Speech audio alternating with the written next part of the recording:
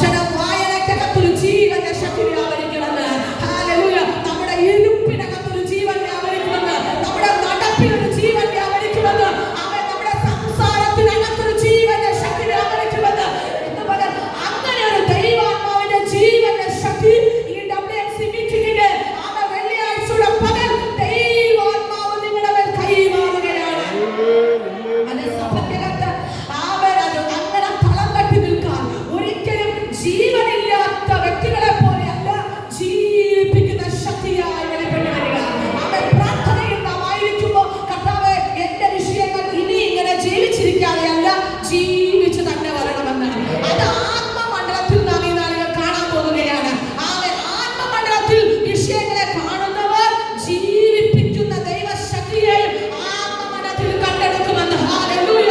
ഈ പ്രാർത്ഥന അവൻ മാനുഷികമായ ചില വിഷയങ്ങൾക്ക് വേണ്ടി മാത്രമാകരുത്. ദൈവാത്മാവിന്റെ പദ്ധതിക്ക് വേണ്ടിയിട്ടുള്ള വിടുതൽ നാം കാണുകയാണ്. ഹല്ലേലൂയ.